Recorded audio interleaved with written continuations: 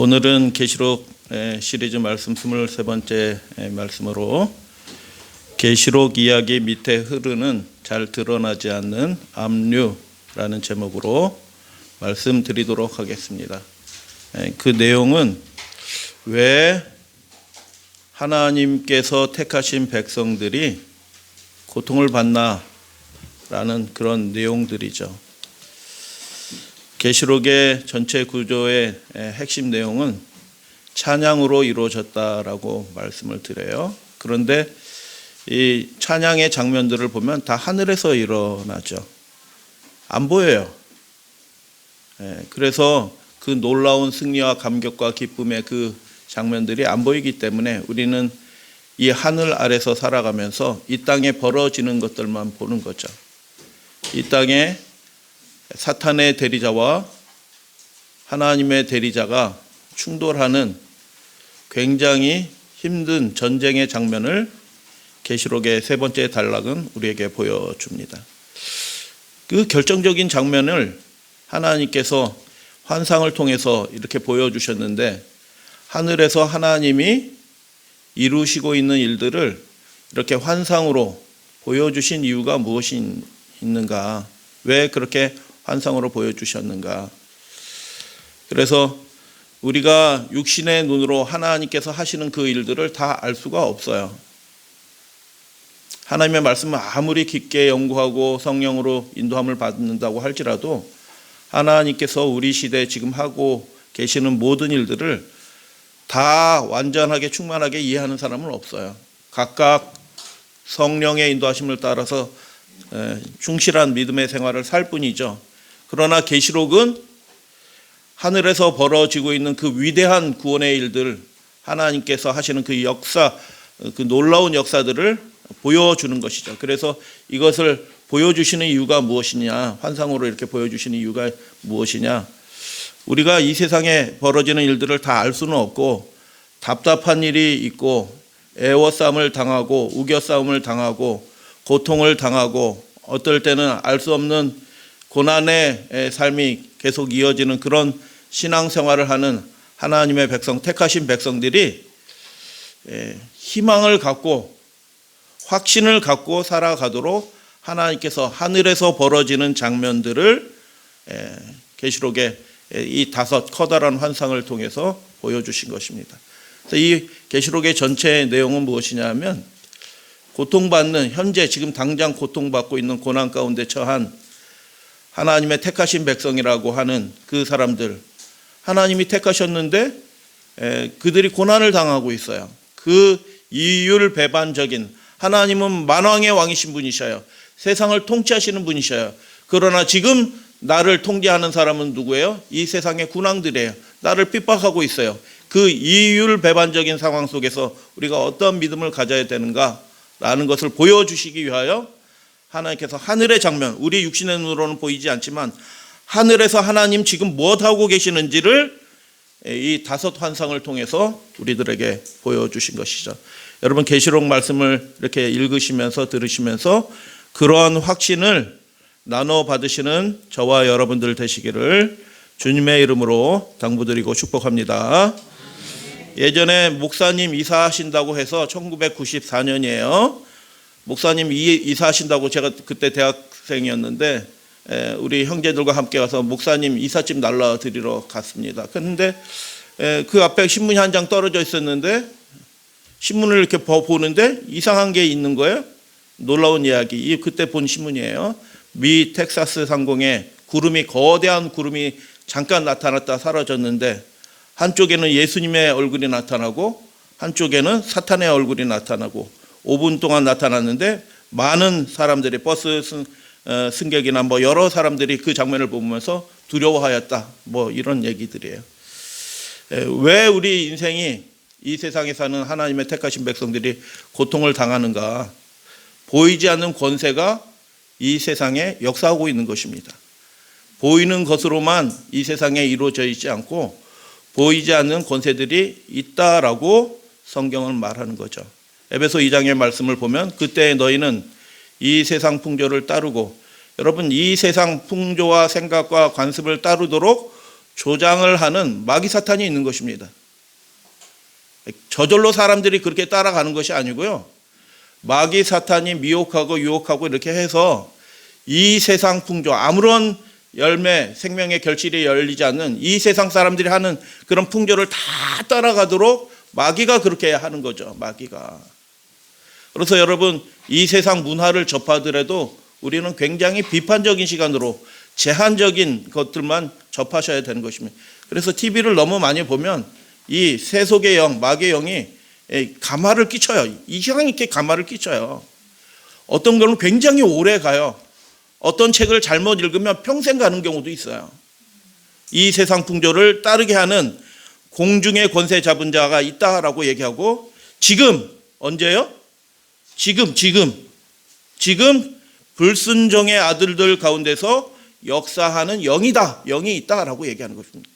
그 악한 영이 역사해서 하나님의 백성들을 핍박하고 괴롭히고 미워하고 하는 일들을 지금도 하고 있다. 불순종의 아들들 가운데서 역사하는 영이 있다. 그래서 하나님께 순종하지 않는다고 하면, 하나님의 뜻을 온전히 알고 그분의 뜻에 순종하지 않는다면 그 사람에게는 무슨 영이 역사해요? 공중의 권세 잡은 자 마귀 사탄의 영이 역사하고 있다라고 얘기하는 거예요. 그래서 이 세상은 그냥 무사태평한 그냥 낙원과 같은 곳이 아니라 그 하나님을 대적하는 악한 영이 역사하는 곳이에요.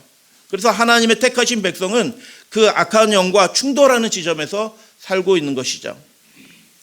그 대표적인 한 사람이 어떤 사람이냐? 욥인 것이죠. 욥기 3장에 이런 말씀이 있죠. 어찌하여라는 말은 무슨 뜻이에요? 그가 당하는 지금의 고난을 그가 이해했다? 전혀 깨닫지 못하기 때문에 그 심령에 더 큰 고난이 있는 것입니다. 더 큰 괴로움이 있어요. 육신의 자녀들을 잃고 육신의 고통에 떨어졌는데, 그 고통보다 더 심한 고통은 뭐냐면 하나님이 아무런 말씀을 해 주시지 않기 때문에 그 심령이 더 큰 고난 가운데 떨어졌다라는 말이 어찌하여라는 것입니다. 근데 여러분, 하나님의 백성들, 하나님의 자녀들이 살아가다 보면 이런 경험을 해요, 안 해요? 반드시 하게 되는 것입니다. 사람마다 정도는 차이가 있지만 어찌해서 이런 일이 내게 벌어졌는고라는 그런 고난의 경험들을 하게 되는 거죠. 욥의 음성을 한번 들어보도록 하겠습니다. 어찌하여 고난당하는 자에게 빛을 주셨습니까? 왜 나 태어나게 하셨습니까? 마음이 아픈 자에게 왜 생명을 주셨습니까? 왜 나를 지금까지 살도록 하셨습니까? 나에게는 평온도 없고 안일도 없고 휴식도 없고 다만 불안만 있습니다 라고 그렇게 이야기하는 거죠. 욥은 그리고 하나님이 긍휼하심을 따라 그분의 광대하심을 보여주시고 38장 이후로 보여주시고 욥이 회개하고 이렇게 했지만, 욥이 왜 고난받는지는 끝까지 하나님은 대답하지 않으시는 것입니다. 그래서 계시록 전체에 흐르는 그 이야기들 속에서 핵심적인 그 밑에 흐르는 주제는 무엇이냐면 고통인 것입니다. 고통. 왜 택하신 백성들이 고난을 받는가? 고통을 받는가? 압류라고 번역했는데 언더커런트예요. 이렇게 물이 이렇게 흘러가면 표면에 이렇게 물이 흘러가는 것처럼 보이지만 실제로는 그 밑에 거대한 흐름이 있어서 해류, 전체의 흐름을 다 바꾸는 것은 이 밑에 흐름이죠. 밑에 흐름. 바람이 찰랑찰랑 불러서 하는 그 흐름이 결정하는 게 아니고 그 밑에서 흐르는 흐름이 전체를 바꿉니다. 그래서 계시록 전체 그 밑에 흐르는 어떤 주제가 있는데 그것은 고통이다라는 것입니다. 그리스도인은 세상 사람들과 다른 이유로 고통을 받습니다. 고난을 받습니다. 세상 사람들은 자기의 어리석음과 미련함과 욕심으로 고난을 받지만, 하나님의 택하신 백성들은 그런 이유로 고난을 받는 것이 아니라 전혀 다른 이유로 고난을 받게 되는 것이죠. 그것을 우리가 상징적으로 보는 것은 이 에베소, 라오디게아 교회까지 7교회가 있는 위치에서 우리가 상징적으로 그것을 보게 되는 것입니다. 이 아시아의 7교회는 로마와 예루살렘 사이에 있는 것입니다. 세상 권세를 상징하는 로마와 하나님의 권세를 상징하는 예루살렘 사이에 7교회가 껴있죠. 그래서 세상의 영향도 받고 하나님의 말씀대로 하나님의 선하신 인도하심도 경험하는 그 양쪽 사이에 끼어 있는 것입니다. 로마 황제가 명령을 하고 우리는 그러나 하나님의 명령에 또 순종해야 될 그런 사람들이 있는, 그래서 하나님이 택하신 백성이 있는 그곳은 이 세상 권세와 이 땅의 세상 권세와 하나님의 권세가 충돌하는 그 사이 지점에 있다라는 것을 보게 되는 것입니다. 그래서 그들의 삶이 결코 평안하거나 순탄하지 않다라는 것을 보게 되는 것이죠. 이 7교회 지역에 다 거의 대부분 로마 황제가 세운 그 신전들이 있잖아요. 예배해 드려야 되잖아요. 그들이 그것에 강요를 받잖아요. 그렇지 않으면 살아갈 터전이 잘 생기지 않잖아요. 힘들게 살아가는 것입니다. 왜요? 두 권세, 두 세력 사이에 끼인 사람들이에요. 여러분, 지금 우리 믿음의 가족들도 역시 마찬가지예요. 우리가 하나님 말씀대로 그냥 그렇게 살아간다고 하면 우리의 아무런 고민이 없을 거예요. 그러나 이 세상의 문화와 이 세상의 풍조를 영향을 받으면서, 그리고 동시에 악한 세력들이, 악한 영이 불순종의 아들들을 충동질해가지고 하나님의 백성들을 괴롭히는 그런 일들을 지금도 국가를 통하여 하고 있는 것이죠. 계시록 2장의 말씀에 보면 예수님이 이렇게 말씀하시죠. 너는 장차 받을 고난을 두려워하지 말라. 볼지어다. 누가? 마귀가. 그 고난의 출처는 어디예요? 여러분, 악한 자들은 그냥 자신의 어리석음과 미련함과 욕심 때문에 고난을 받지만, 하나님께서 택하신 백성들은 선과 악의 거룩한 싸움 가운데 그 사이에 끼인 사람들이기 때문에 그 사이에서 받는 알 수 없는 고난들이 있다라고 예수님이 그렇게 말씀하시는 거죠. 장차 너희 가운데 몇 사람이 옥에 던져 시험을 받게 될 것이고 너희가 10일 동안 환난을 받으리라. 내가 죽도록 충성하라 라고 주님께서 그렇게 말씀하시죠. 그들이 옥에 갇히기도 하고 환난을 당하는 그런 일들도 경험하게 될 것입니다. 누구 때문에? 고난의 출처는 마귀이지만 무엇을 위해서? 하나님께 충성을 하기 위해서 그들이 살아가기 때문에, 그런 마음이 없으면 고난을 받을 일이 없는 거죠. 하나님께 충성을 다하기 위해서 살아가지 않는다고 하면 국가가 시키는 대로 세상 풍조에 따라서 적절하게 다 타협해서 시키는 대로 살면 교회가 고난을 받을 일이 전혀 없는 것이죠. 예수님 재림할 때까지 고난을 받을 이유가 없는 것이죠. 여러분, 마지막 시대 굉장한 일들이 환란이 온다 했는데, 세상 풍조에 따르고 그 불순종의 영이 역사하는 대로 말하는 대로 시키는 대로 다 교회가 따라고 산다고 하면 아무런 핍박도 없고 미움도 당하지 않을 거예요. 그러나 하나님의 명령을 소중하게 생각하고 하나님께 예배하는 것을 정말 목숨처럼 여기고 하나님을 경배하는 것을 우리의 삶의 최우선순위로 여기는, 그렇게 죽도록 충성하는 사람들에게는 어떤 일이 벌어진다고요? 마귀가 시험을 하게 하도록 하나님이 허락하시는 것입니다. 하나님이 무기력해가지고 저는 자꾸 괴롭히네 하고 하나님이 개입도 못하고 어쩔 이런 분이 아니라, 하나님이 한번 해봐라, 욥에게 그 시험을 허락하신 것처럼 하나님의 백성으로 만 세상 앞에서, 어린 양과 천사들 앞에서 이 사람들이 내 백성이다라는 것을 하나님이 스스로 입증하시기 위해서, 이 사람 내 백성 맞지? 라고 입증하시기 위해서 하나님이 그 죽도록 충성할 그 사람들에게 무엇을 허락하셔요? 그 고난을, 환난을 허락하신다라는 것을 보게 되는 것입니다. 그래서 여러분, 대충 믿으면 절대로 환난 없습니다. 누구한테 미움받을 일도 없어요. 각지 네가 교회 다니는 사람인지 안 다니는 사람인지 차이도 없고 그러는데 고난 받을 일이 어디 있어요? 국가 가서 이렇게 해라 저렇게 하라는 대로 교회가 다 따라하면 무슨 핍박을 받겠어요? 일요일 협령? 그거 올 때를 기다리면서 헛된 믿음을 살아가는 것입니다. 지금 국가가 하는 대로 다 따라서 하면서 그때가 오면 내가 믿음을 올바로 세워서 충성을 해야지. 지금 충성을 안 하는데 그때 가서 충성을 하겠어요? 그렇게 못하는 거죠. 그래서 마귀가 그 일들을 하고 있다라는 것을 보게 됩니다. 그래서 두 세력이 충돌하는 지점에 살고 있다. 불순종의 아들들이 그 배후에서 사탄 마귀의 영이 역사하고 있다. 그래서 그 일들이 충돌하는 지점이 가장 대표적인 지점이 뭐예요? 먹고 사는 일, 경제생활, 사회생활 모든 분야에서 충돌을 해요. 가치관이 다르죠. 그러니까 충돌하죠. 불순종의 아들들과 하나님의 아들들이 어떻게 똑같이 살 수 있어요? 바울과 벨리알이 어떻게 하나님과 조화되게 할 수 있겠어요? 조화되지 않죠.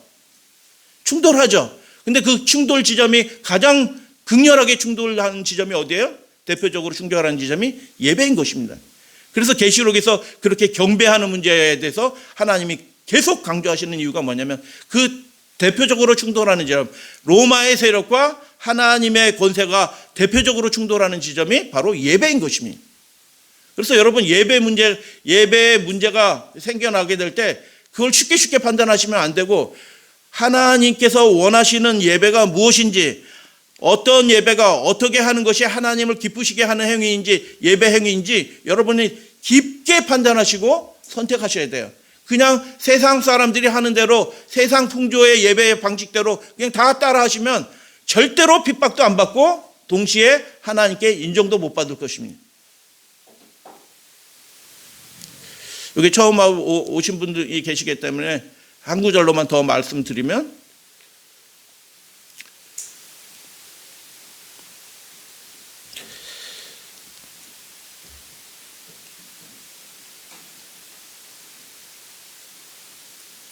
비대면 예배, 저는 그 자체로 정죄하지는 않습니다. 그러나 어떻게 하나님께 예배하는 것이 우리의 삶의 최선의 예배인가 라는 것들을 생각해 보셔야 돼요. 이 세상 왕이 비대면 예배라는 이름으로, 그러나 실제로 의도는 뭐예요? 예배 허가제를 실시하겠다라고 하고 예배 허가제를 실시했는데 그 명령에 따라, 국가의 명령에 따라 문광부 장관이 작년 3월 달에 이제부터 예배 허가제를 실시하겠습니다 하고 예배 허가제를 2년 동안 해왔는데 그 국가의 명령에 따라 아무 생각 없이 스스로 자발적으로 교회의 문을 닫은 그 교회들을 하나님이 기뻐하실까요? 심각하게 판단하셔야 된다는 것입니다. 이 세상 권세와 하나님의 권세가 충돌하는 지점이 계시록은 예배라고 말씀드려요. 예배. 경배하는 문제다라는 것입니다. 그래서 우리가 일요일 예배를 계속 문제 삼는 이유가 뭐예요? 그 일요일 예배가 사람이 세운, 왕이 세운, 국가가 명령한 예배이기 때문에 그게 신성모독적인 예배다라고 그렇게 우리가 계속 카톨릭을 그렇게 공격하잖아요. 별로 공격 안 하더라고요, 요즘에는. 하여튼 틀렸다라고 얘기는 하잖아요. 그러죠, 예배가. 그 예배가 사람의 손을 탄 예배다. 하나님은 그분의 대권을 가지고 7번째 날을 그분이 구별하셨다. 어떻게 이 예배가 같은 예배가 될 수 있는가라는 것이죠. 근데 여러분 하나만 더 생각해 보세요. 말씀드렸듯이 신사참배하면서 안식일을 지키는 것이 그게 안식일 지키는 것일까요? 안식일 날 모여서 예배 드리기 전에 먼저 천왕에 있는 저 동쪽을 향하여 궁성예배 절하고 나서 안식일을 지키는 게 안식일 지키는 것일까요? 그건 일요일 예배나 내나 똑같은 것입니다. 배도한 거룩한 곳에 멸망에 가증한 것이 들어온 그런 예배, 국가가 시키는 그 예배의 어떤 형식이 교회 안으로 들어와서 예배를 드려요. 일체시대 때 궁성예배 하잖아요. 제7일 안식일 예수 재림교회가. 일요일 협령 그렇게 얘기하는 교회가 국가의 명령에 따라 예배 드렸잖아요. 이 예배를 안식일 예배라고 하나님이 받으실까요? 사람의 손을 탄 예배는 하나님은 안 받으십니다. 이 세상 국가의 권세와 그 뒤에 마귀의 영이 역사하죠. 국가의 권세와 그 불순종하는 사람들 배후에 역사하는 그 세력과 하나님의 권세가 충돌하는 지점이 예배라는 것입니다. 계시록은. 그리고 초기 교인들이 고난을 받는데 왜 고난을 받아요? 그 사람들이 착해서 고난을 받는 거예요? 부모 공경을 잘 하였기 때문에 고난을 받아요? 그 사람들이 도둑질을 하지 않았기 때문에 고난을 받아요? 그 사람들이 간음을 행하지 않았기 때문에 고난을 받나요? 그들이 거짓말을 하지 않았기 때문에 고난을 받나요? 그들이 고난받는 유일한 이유는 하나님을 말씀 그대로 경배하기 때문에 그들이 고난받는 것입니다. 아시아 7교회들이.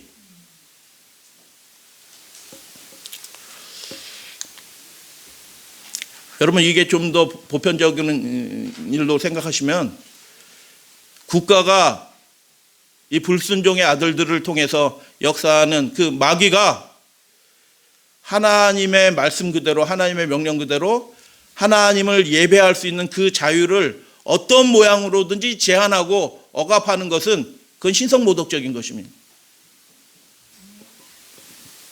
그래서 그런 영들 사이에서 역사하기 때문에 우리가 어려움을 당하게 된다라는 것입니다. 공중의 권세 잡은 자라고 얘기하잖아요. 해필 왜 그냥 권세는 권세인데 공중의 권세 잡은 자라고 말을 할까요? 이게 무슨 뜻이에요? 땅을 덮고 있는 것이 하늘이잖아요. 그런 것처럼 이 공중이란 말은 하늘이라는 뜻이에요. 이게 어떤 데서는 하늘로 번역해놓고 어떤 데는 공중으로 번역하고 어떤 데서는 공기로 번역한 성경도 있어요. 뭐 하늘이라는 뜻이에요. 하늘. 전 온 세상에 어떻게 해요? 이런 일들이 벌어진다라는 것입니다. 하나님께 충성을 다하는 사람들은 어디에 있든지 이 마귀가 충동질 해가지고 하나님의 백성들을 어렵게 하는 일들을 지금도, 그때도 했고 지금도 하고 있다라는 것입니다. 예수님 자신이 그것에 그 악한 세력과 맞서 싸우신 하나님 나라의 대표자로서 충돌하신 그 분의 모습이 예수님이셔요. 예수님의 모습을 함께 살펴보도록 하겠습니다. 계시록에서 예수님이 어떤 모습으로 나타나요? 인자이신 그분이 어린 양으로 묘사되시죠. 왜 그러는가? 계시록 5장에 보면 일찍이 죽임을 당한 것 같은 어린 양이 보좌 앞에 섰고 그 죽임을 당하신 어린 양이 천천만만의 천사들로부터 찬양을 받으시는 장면으로 이 하늘 환상들이 본격적으로 시작이 되는 거죠. 왜 그리스도를 죽임을 당한 어린 양으로 표현하실까요? 예수님의 생애가 그렇게 세상 권세와 충돌하는 지점에 맨 앞에 하나님의 나라의 대표자로 나서셨고 그 세상 권세와 충돌하는 지점에서 자신을 그 희생의 제물로 내어드리신 것입니다. 예수 그리스도는 하나님의 정부를 대표하여 거대한 악의 세력과 충돌하셨습니다. 홀로 싸우셨습니다. 아무런 도움 없이 싸우셨습니다. 평생을 죄 없이 사셨습니다. 하나님께 완전히 충성하셨습니다. 여러분도 그렇게 사시게 되기를 소원하시게 되길 바랍니다. 예수님이 우리의 모본이시라고 얘기하면서 우리도 그렇게 살기를 소원해야 되는 거죠. 완전히 충성하셨고 우리를 위해서 싸우신 것입니다. 우리를 위해서, 우리를 구원하시기 위해서 죽기까지 싸우신 그 예수님의 음성을 들어보시게 되길 바랍니다. 같이 봉독합니다. 마태복음 27장 크게 소리질러 시작. 크게 소리질러 이르시되 나의 하나님 나의 하나님 어찌하여 나를 버리셨나이까 라고 예수님께서 십자가에서 그 피 흘리시고 고난받으셔서 온몸이 완전히 곤중이 되신 그 상황에서 입이 완전히 다 말라붙어 가지고 혓바닥이 입천장에 덕덕 달라붙는 그 상황 속에서 하나님께 간절히 기도하시는데 뭐라고 기도하셔요? 나의 하나님 나의 하나님. 아버지라고 부르지 않죠. 나의 하나님 나의 하나님 어찌하여 나를 버리셨나이까 라고 하는 이 장면은 뭐예요? 이 공중의 권세 잡은 자 악한 영의 악의 거대한 세력과 예수님이 맞서 싸우시는 그 모습을 보게 되는 것입니다. 그분은 고난받는 자로 우리 앞에 서 계신 분이시다라는 것을 나타내기 위해서 계시록에서 예수님의 모습이 어린 양으로 나타나죠. 어찌하여라고 얘기하는 것입니다. 예수님이 고난 당하실 이유가 있으셨나요? 그분 생애 자체는 무죄하신 분이에요. 그러나 악의 세력과 싸움하기 위해서 우리를 위하여 맨 앞에 선 다윗처럼 맨 앞에 서시게 될 때 그 악의 세력과 충돌하면서 그 고난을 당하시는 것을 보게 되는 것입니다. 왜 하나님의 백성들이 고통을 받게 되는가? 하나님께 충성을 다하기 때문에 고난을 받는 것이죠. 왜 그리스도인들이 고통을 받게 됩니까?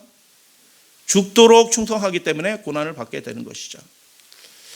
이 세상 풍조를 따르지 않고 공중의 권세 잡은 자가 지금 불순종의 아들들을 사주하여 강압하도록 굴복하도록 그렇게 하는데 그것에 굴복하지 않기 때문에 고난을 받는 거죠. 여러분, 어떤 목사님이 하나님의 은혜로 교회를 건축하게 됐어요. 저 시내 쪽에 아름답고 큰 교회를 건축하게 됐는데 그 업자가 뭐 이렇게 그 제대로 이거 안 돼요라고 캔슬 시키니까 그 공사하는 업자 중에 한 사람이 억하심정을 품어가지고 무기명이 뭐라고 그러나 자기 이름을 드러내지 않고 구청에다 신고해가지고 여기 불법 건축하고 있다 신고해가지고 그분이 재판을 13번 받습니다. 13번. 교인들을 대표하여 교회를 대표하여 그 목사님이 법원에 나가서 그 거짓말하는 사람을 앞에 두고 새빨간 거짓말을 합니다. 사기꾼입니다. 라고 얘기해야 될 그 사람과 마주서서 17번을 재판을 해요. 스트레스가 막 올라옵니다. 이겨냅니다. 그분이 황반변성이 옵니다. 눈암이에요. 눈암. 시력을 잃어버렸습니다. 상당 부분. 운전을 못합니다. 귀가 먹었습니다. 젊은 목사님이에요. 저보다 뭐 1살, 2살 많은 분이. 귀가 먹었어요. 보청기를 끼게 되었어요. 그것을 견뎌내고 이겨내기 위해서 그 악의 세력과 마주하면서 싸우는 그 일들이 그냥 천사처럼 살아가는 우리들에게는 쉽지 않은 일이에요. 이 세상 풍조를 따르지 않는 일이 쉽지 않은 일이에요. 그냥 돈 몇 푼 주고 그래 야 이렇게 하면 될 일이 그렇게 할 수 없기 때문에 고난을 받은 것입니다. 여러분, 교회 일 때문에 눈이 시력이 상실이 됐어요. 간신히 책을 봅니다. 이제 이렇게 초점을 맞추면 글자가 안 보여요. 귀가 안 들려가지고 보청기를 끼셨던 그 젊은 목사님이. 여러분, 왜 하나님의 백성들이 이런 고난을 받아야 되나요? 그냥 되는 대로 살아가면, 적절하게 살아가면 아무런 고난도 없습니다. 그냥 자기 어리석음과 욕심 때문에 생기는 그런 고난밖에 없죠. 하나님 앞에 드려지는 제물과 같은 그런 고난, 순전한 고난, 믿음으로 받는 고난, 충성됨으로 인해서 생겨나는 그런 고난은 그 인생에 없게 되는 것입니다. 그러나 이 초기 교인들은, 계시록의 그 7교회들은 뭐 연약한 점들도 있지만 그 세상 풍조를 따르지 않고 그들의 강압에 굴복하지 않기 때문에 순교자도 나오고 고난도 받고 그렇게 얘기하는 것이죠. 내가 지금 어디에 사는지 내가 안다라고 주님께서 그렇게 말씀하시잖아요. 안다라고 말씀하시면서 어떻게 해요? 내가 도와줄게 라고 말씀하셔야 예수님이? 그렇게 말씀하셔야 될 것 같은데 내가 도와줄게, 그건 내가 면하게 해줄게 이렇게 얘기해 주실 것 같은데 어떻게 해요? 예수님은 죽도록 충성하라라고 그렇게 말씀하셔요. 계시록 1장 5절 그 말씀을 하시는 예수님이 어떤 분이신가? 또 충성된 증인으로 죽은 자들 가운데서 먼저 나시고 처절매로 나신 예수 그리스도, 땅의 임금들의 머리가 되신 예수 그리스도라고 그렇게 말씀하시죠. 예수님을 뭐라고 나타내셔요? 충성된 증인으로 그분이 자신을 나타내시는 거죠. 하나님 앞에 우리와 동일한 믿음의 사람으로 충성된 증인으로 사셨다. 나의 인생의 주인이신 분은 하나님이시다라는 것을 드러내면서 살았다. 그분의 명령에 온전히 충성하면서 사셨다라고 예수님에 대해서 증거하시죠. 계시록 3장 이 마지막 시대 교회를 향한 그 예수님의 말씀이 어떻게 되어 있습니까? 라오디게아 교회의 사자에게 편지하라. 아멘이시오. 여러분, 아멘이라는 말이 무슨 뜻이에요? 예배 끝, 기도 끝 이런 뜻이죠? 네, 이렇게 해석했습니다. 예수님의 이름으로 기도했습니다. 아멘. 기도 끝. 아멘이라는 말이 무슨 뜻이에요? 참으로 진실로라는 뜻이에요. 참으로 진실. 참되게 진실하게. 예수님의 생애가 한마디 말씀으로 요약할 수 있어요. 그분은 참이신 분이셨어요. 그러기 때문에 고난을 받는 것입니다. 대충 사시면 고난이 없어요. 피할 길이 있어요.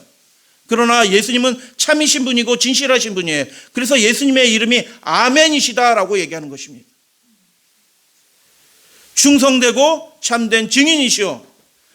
예수님 자신이 그 고난을 직면하셨지만 그 믿음이 시험받은 경관들처럼 무너지지 않고 하나님 앞에 그 충성됨이 드러나셨다. 우리 사랑하는 믿음의 가족들도 그렇게 되시길 바랍니다. 그래서 우리 교회 우리 믿음의 가족들을 우리가 다 연약하지만 이렇게 바라보게 될 때 든든합니다. 우리가 연약하지만 그래도 하나님 예수님을 따라가면서 이 믿음의 선한 싸움을 하시는 중이시잖아요. 동의하시나요? 충성되고 진실하고 참된 증인이시다라고 이야기하는 것입니다. 예수님이 그런 분이셨어요. 그러니까 이 마지막 시대를 살아가는 너희들도 어떤 사람이 되라? 아멘. 진실한 사람이 되라. 충성된 사람이 되라. 참된 증인으로 살아가라. 어떻게 해요? 하나님의 대권을 권세를 드러내는 우리의 삶의 유일한 명령자는 누구이시다? 하나님밖에 없다. 동의하시면 아멘. 세상 권세에 따라서 우리가 받아들일 건 받아들이지만 어떤 것들은 특별히 예배에 관한 것들은 우리가 도무지 수용할 수 없는 부분들이 있다라는 것입니다. 다 따라서 할 수 있는 것들이 아니다라는 것이죠. 그래서 충성됨이 그 진실함이 어린 양과 하나님 앞에서 시험받는 때가 지금 이 시대인 것입니다. 누구든지 지금 자기 운명을 스스로 결정하고 있는 그 시대에 우리가 살고 있는 것입니다. 여러분, 목사가 전부 구원받는다라고 생각하시면 안 돼요. 목사는 더 높은 표준으로 하나님 앞에 시험받을 것입니다. 판단받을 것입니다. 국가의 명령대로 목사가 함부로 따라하고 그렇게 해야 된다라고 주장하는 목사들은 하나님의 진노의 심판을 당할지도 모릅니다. 우리에게 명령하실 분은 누구밖에 없으시다? 오직 하나님밖에 없으시다라는 것을 참된 증인으로, 참된 증언으로, 그의 삶으로, 고난받는 삶으로 입증하신 분이 예수님이셨어요. 너희들도 그렇게 살라라고 라오디게아 교회 교인들에게, 우리 시대 이 교인들에게 그렇게 말씀하시는 것이죠. 짐승은 국가잖아요. 꼭 미국만 생각하시면 안 돼요. 이 마지막 시대에 미국만 역사하나요? 전 세계 민족과 나라들 그 열왕들이 다 역사하는 때란 말이죠. 그래서 신앙생활을 공식처럼 이해하시는 분들에게 참으로 안타깝습니다. 짐승이 자신의 권세를 절대화하고, 이 절대화한다는 얘기는 뭐예요? 예외 두지 않는 거예요. 모든 사람들이 다 이 명령에 따르라. 예외 없다. 그렇게 자신의 권세를 절대하고 하나님의 대권을 마치 자기가 그런 대권을 가진 것처럼 말 안 들면은 벌금 매긴다, 감옥에 넣는다, 이렇게 강요하고 압박하는 그런 현상이 일어나게 될 때 하나님께 충성을 하려고 하는 사람들, 그 사람들이 고난을 당하는 것이죠. 성도들이 고난을 피할 길이 없어 보일 때 하나님이 자신이 어떤 존재를 하늘 환상을 통해서 여러 가지로 보여주시면, 야, 이 세상 권세자들 두려워하지 마 라고 하나님이 그분 자신이 어떤 분인지 계시록을 통해서 보여주시죠. 어떻게 보여주시나요? 그 보여주신 그것들이 우리에게 이 용기가 되고 확신이 되는 건가요? 그것을 발견하라고 기록하려 오신 거예요. 하나님은 이런 분이다라는 것을 알도록 하기 위해서. 계시록에 그 나타난 하나님과 어린 양의 모습이 어떤 분이냐? 성령도 마찬가지예요. 하나님은 인생과 도무지 같지 않으신 분이시다. 비견할 수 없는 분이다. 그런 분으로 계시록은 하나님과 어린 양과 그리고 성령을 나타내는 것입니다. 인간의 모습처럼 나타나지 않아요. 계시록에서는 거의 대부분. 왜 그러냐? 하나님은 인생과는 완전히 다른 분이다. 인생과 이렇게 비슷하게 될 수 있는 부분이 하나도 없는 분이다. 전혀 다른 권세를, 전혀 다른 존재이시다라는 것을 이 땅의 그 시시한 황제들이나 왕들, 권세자들, 제후들, 이런 자들을, 정치인들을 두려워하지 말라라는 것입니다. 계시록에 나타난 하나님의 모습은 그런 모습이에요. 완전히 다른 분이에요. 그것을 나타내기 위해서 하나님이 보좌를 보여주시네요. 그 중에 하나, 계시록 4장에 보좌 보여주시고 그 뒤편에 또 백보좌도 나와요. 심판하는 보좌 나타나잖아요. 여러분, 이 세상 왕들의 보좌가 그런 엄위한 보좌가 있던가요? 로마 황제의 보좌도 아주 시시해요. 바티칸의 그 300kg, 400kg로 만들었다는 그 보좌도 시시해요. 가서 보면 아무것도 아닙니다. 백악관에 가보세요. 그 화이트하우스 안에 있는 그 집무실이 그 나무 의자가 시시해요. 청와대 그거 별것도 아니에요. 아무것도 아닙니다. 동의하시나요? 근데 그 사람들이 명령하면 굉장한 것처럼 보여서 전 세계 사람들이 다 따라해요. 그게 아이러니라니까요. 많은 그리스도인들이 하나님이 최고인 것처럼 얘기하지만 실제 보이는 이 세상 속에서는 국가가 명령하는 대로 거의 대부분의 사람들이 다 따라한다는 거죠. 그러나 하나님은 보여주시죠. 인생과 다르신 분이라는 걸. 비견할 수 없는 그런 분이라는 것을 보여주신데 그 중에 하나가 하나님의 보좌예요. 놀라운 보좌예요. 어미한 보좌예요. 그 천사들도 그 밑에서 그분을 봤다는, 그 앞에 범접할 존재가 없는 그런 보좌를 보여주신 것입니다. 두려워하지 말라는 것입니다. 이 육신에 속한, 이 악의 영들에 속한 그 대리자들이 명령하는 그런 것들을 두려워하지 말라. 하나님의 이름이 어떻게 해요? 뭐 폰티팍스 막시무스 뭐 아우렐로스 뭐 누구 갈릴레오의 아들 누구의 아들 뭐 어디 지역을 통치하는 왕 뭐 그래서 가이사랴 누구 이렇게 황제들은 이름을 길게 붙이잖아요. 벌써 구질구질해. 이름이 뭐 많어. 이름이 길고 구질구질해. 이 세상 왕들은 나는 이런 존재다라는 것을 스스로 입증하기 위해서 구질구질한 말들이 많이 붙어 있어요. 그런데 하나님은 그런 인생과는 완전히 다른 분이시다. 이걸 깨닫고 아는 사람만 하나님께 죽도록 충성하는 사람이 될 것입니다. 하나님의 이름이 뭐예요? 우리 말씀드렸죠. 알파와 오메가예요. 오실 분이다라는 것입니다. 우리 앞에 당도하실 분이에요. 저 하늘로부터 이 땅으로 임하실 분이에요. 알파와 오메가, 시작과 마침이신 분이에요. 그분이 생명을 주관하시는 분이셔요. 처음과 마지막이셔요. 그분이 이 구속사의 죄악을 없애고 구속의 모든 일들을 다 이루실 분이에요. 얼마나 간단해요. 글자로는 두 글자야. 알파, 오메가. 하나님은 인생과는 완전히 다른 대권을 가지신 분이시다라는 것을 나타내는 그분의 이름이 이런 이름들이죠. 하나님을 바라보시게 되길 바랍니다. 이 세상 권세들이 자신을 절대하고 모든 사람들로 다 내 말을 들으라, 내 명령을 들으라라고 법령으로 행정지침으로 다 강요하고 그렇게 할 때 그 순간에 어떤 일이에요?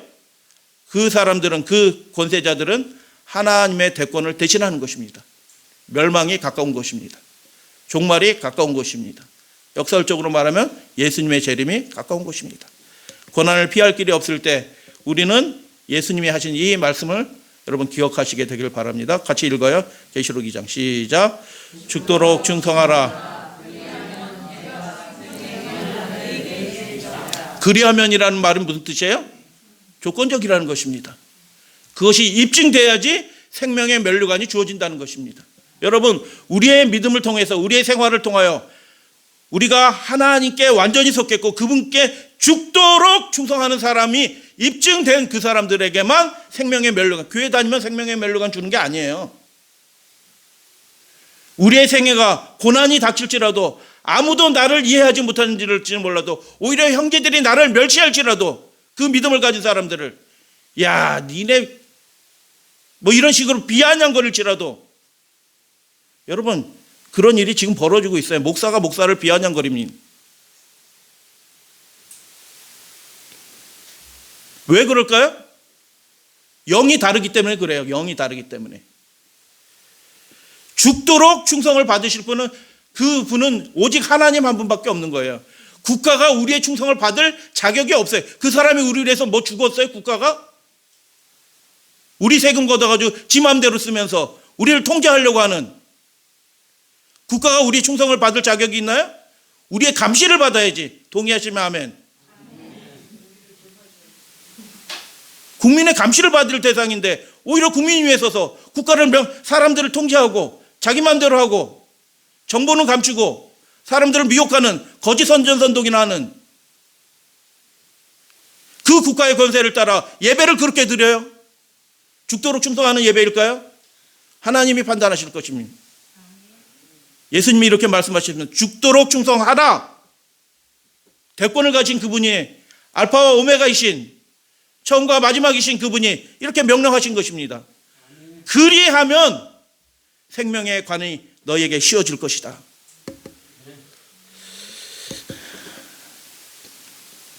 시들지 않은 관이라고 바울은 그렇게 얘기합니다. 시들지 않는 관.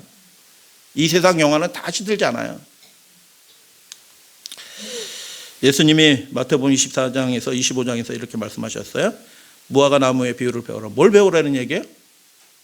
저 가지가 순해지면 어떻게 해요?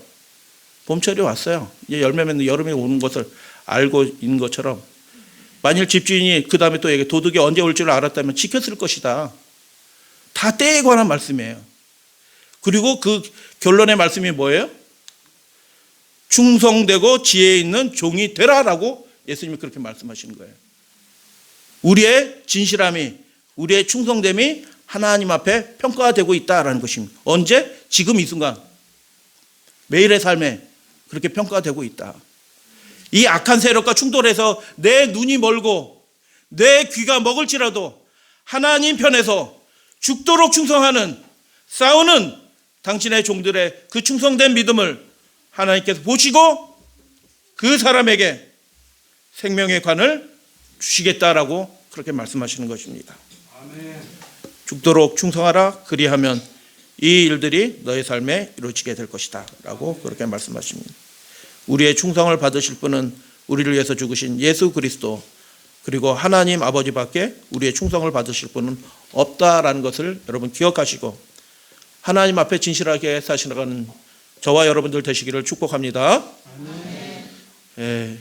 이런 마음으로 살아가면 가정 안에서도 거의 모든 불화들은 다 해결합니다. 내가 죽었는데 하나님께 충성을 다하는데 나한테 좀 입장을 맞춰봐 하기 때문에 싸우지 않나요?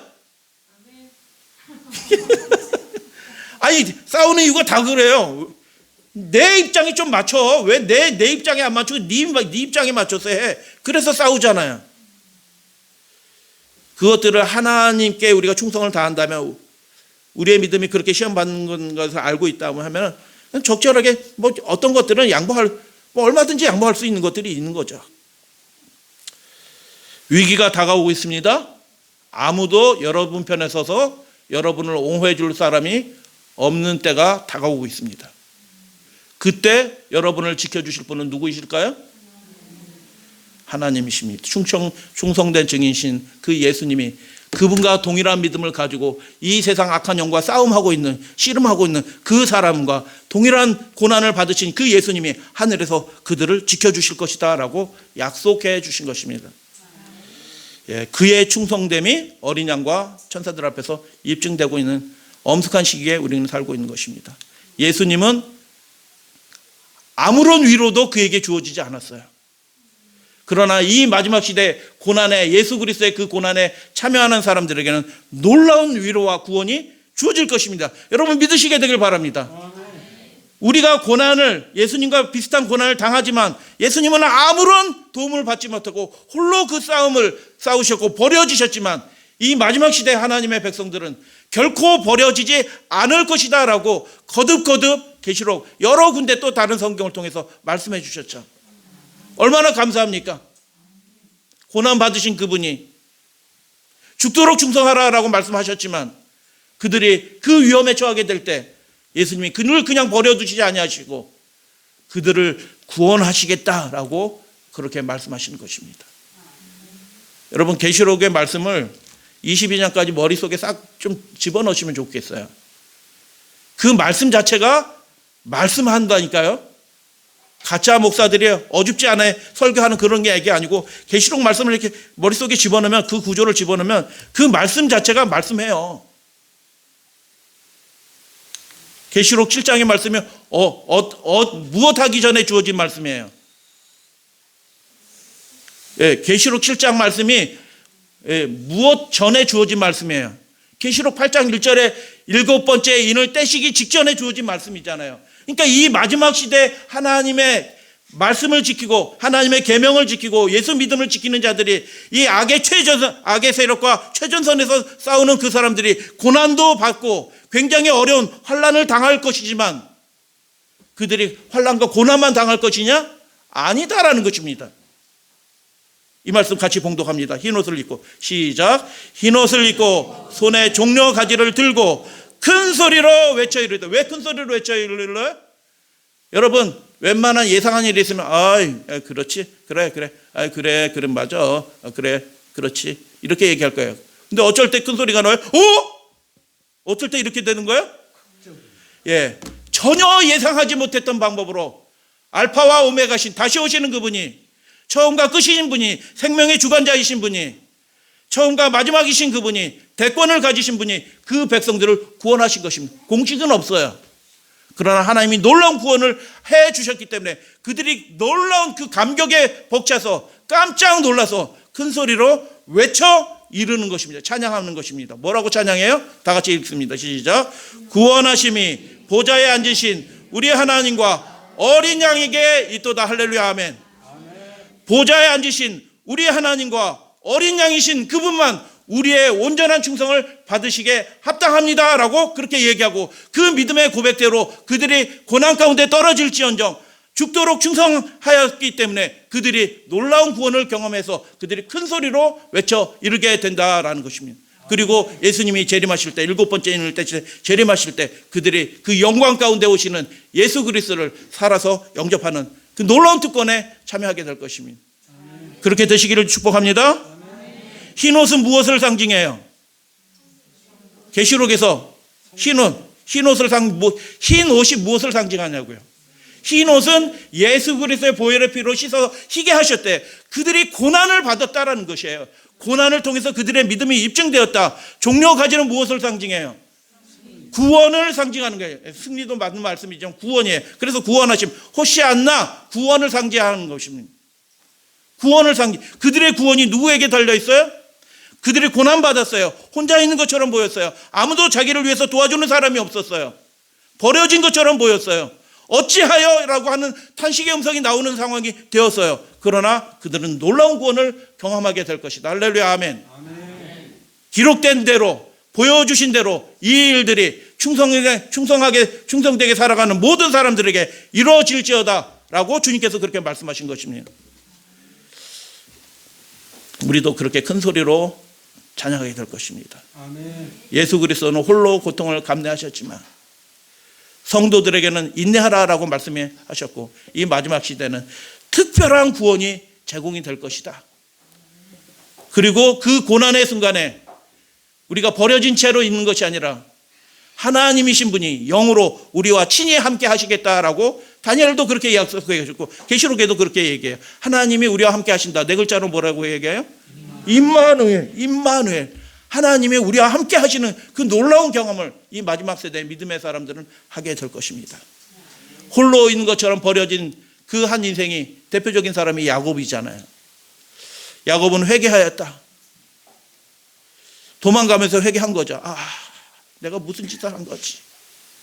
그러나 그는 자신이 행한 잘못으로 인하여 마음이 편하지 않았다. 우리의 모습이잖아요. 그는 환난과 육체적, 정신적 고통을 통해서, 오히려 그 고통을 통해서 하나님의 은총에 다시금 나아갈 수 있는 용기와 희망을 갖게 되었다. 그는 회개하였으나 아직도 두려워하면서 무거운 마음으로 슬픔에 잠긴 채 그 들바닥에서, 아무도 없는 집에서, 아무도 없는 그 들바닥에서 돌베개를 하고 자리에 누웠다. 그는 자신의 피곤한 유랑길에 얼마나 빨리 도망갔으면 반나절 만에 이게 70대거든. 70대. 이때 나이가 70이야. 거의 70줄에 된 분이에요. 청년이 도망간 게 아니라니까요. 얼마나 에서가 무서운지. 왜 부엘세바에서 그 위쪽까지. 이야, 이 동작 빨라. 하려고 하면 동작이 빨라야 되는 것 같아요. 그러니까 얼마나 피곤하겠어요. 도망가다 한밤중에 돼서 더 이상 못 가가지고 이제 으슥한 곳에서 돌베개에서 이렇게 자는 거잖아요. 그는 자신의 피곤한 유랑길이 아니죠. 이게 무슨 유랑길이에요? 도망길이지. 내일이면 또다시 새로운 시련이, 어려움이 닥칠 거라고 아무도 도와주는 사람이 없죠.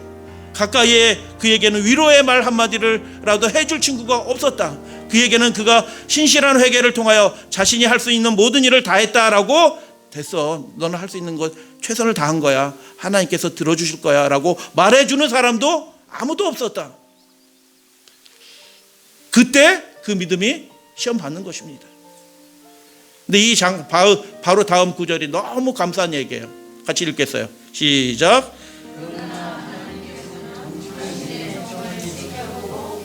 할렐루야, 아멘. 이 구절 그대로 이 마지막 시대 하나님 앞에서, 어린 양 앞에서 죽도록 충성하는, 우리의 충성을 받으시기에 합당한 그분께만 온전히 충성하는 그 사람들에게 하나님께서는 주목해서 그 인생을 주목하신다. 그대들이 고통을 당할 때 크신 의원을 바라봐라. 그대들은 그 고난 가운데 오히려 기뻐하고 주님 앞에 겸손해야 될 필요가 있다. 고린도후서 2장 말씀 읽고 오늘 말씀 마칩니다. 항상 시작. 항상 우리를 그리스도 안에서 이기게 하시고 우리로 말미암아 각처에서 우리가 어디에 있든지 그리스도를 아는 냄새를 나타내게 하시는 하나님께 감사하노라. 바울은 이야기합니다. 항상 우리가 이겼다라고 얘기하는 것입니다. 굴복하지 않았다라는 것입니다. 하나님께만 충성을 다했다라고 얘기하는 것입니다. 그렇게 함으로 고난 중에 있었지만 그리스도를 아는 냄새가 우리의 삶을 통해서 온 세상에 펼쳐졌다라고 그렇게 얘기합니다. 그렇게 하나님께 인정받으시는 믿음의 가족들 되시기를 주님의 이름으로 축복합니다. 계시록의 그 중심 기저에 흐르는 것이 뭐라고요? 드러나지 않는 주제, 고난인 것입니다. 고통인 것입니다. 살아가기 빡빡한 것입니다. 힘들어요. 그러나 하나님이 우리의 생애를 주목하고 계신다는 것을 기억하시게 되기를 축복하면서 말씀 마칩니다.